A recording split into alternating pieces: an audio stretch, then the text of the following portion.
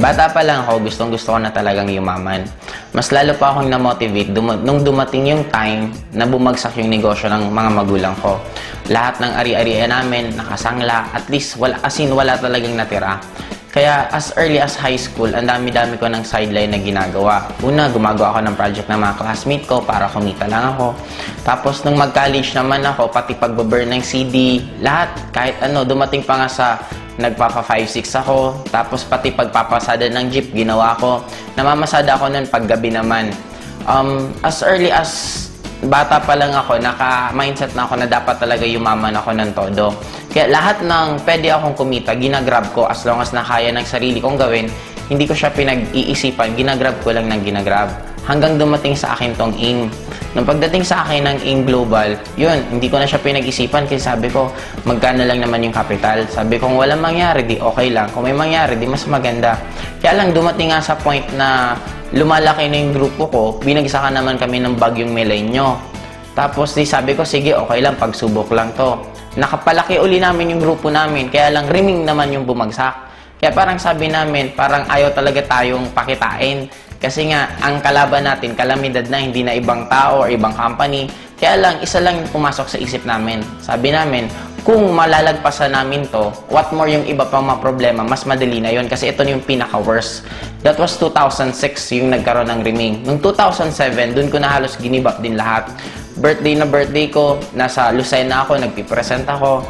Basta ang dami kong ginawa na minsan hindi ko pa ginawa sa tanang buhay ko. Pero 2007, yun din yung time na nagkaroon ako ng first car ko. Yun din time na first time ko makapunta ng Hong Kong. Hanggang tuloy-tuloy na. 2008, yun, 2009, makabila ako ng second car. Ngayon, kumikita na ako ng 7 figures a month. Kumbaga parang sabi ko, parang kailan lang.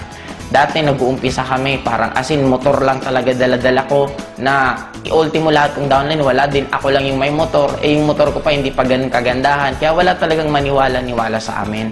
Pero ngayon, sobrang amazed na ako kasi lalo na dito sa lugar namin, kung mag-i-invite kami ng tao, diretsuhan na talaga. Pag tinanong kami kung anong ginagawa namin, sinasabi namin networking. Tapos, ang good thing ngayon, meron na kaming sariling identity. And by next year din, bibili na ako ng sariling building na doon na namin ilalagay mismo yung opisina ng AIM Global. Kung mga first time in the history of networking dito sa lugar namin, ang dami namin kumitang tao na nagkaroon ng sasakyan and bibili din ako ng resort.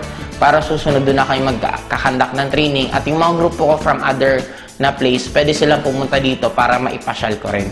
Ang point ko kasi, iba pala talaga pag kumikita ka ng pera. Darating sa point na halos hindi mo na sa'yo importante yung pera. Ang pinaka-importante na lang sa'yo is yung convenient ng buhay mo. Ngayon, imaginein mo guys, by next year, ang isa pa sa plano ko, bibili kami ng yate. Kasi meron ng parking dito sa amin. Sabi ko nga, talagang lakas ng attraction ko. Kasi inuna muna yung parking ko bago yung yate kong bibilhin.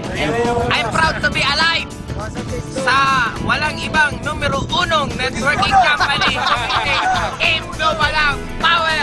Grabe! And third din po is bibiling ko this coming December is Hummer. Sobra po akong talagang naa-amaze kasi sobrang laki po. Ang halaga po niya sa around 6.8 million. Isang sasakyan lang po.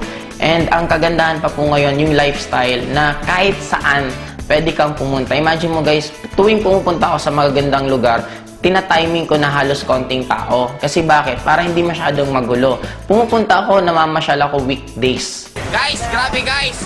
First time Asian Cross. Woo! Ang pinakamasarap dito, lahat ng pwede mong ma-experience sa buong buhay mo, pwede mong ma-experience sa AIM Global in a span of a few years lang. Power! Woo! Katatapos lang namin magyate. Ngayon, hindi mo ba gagawin namin? Mag-jet ski kami. Yeah!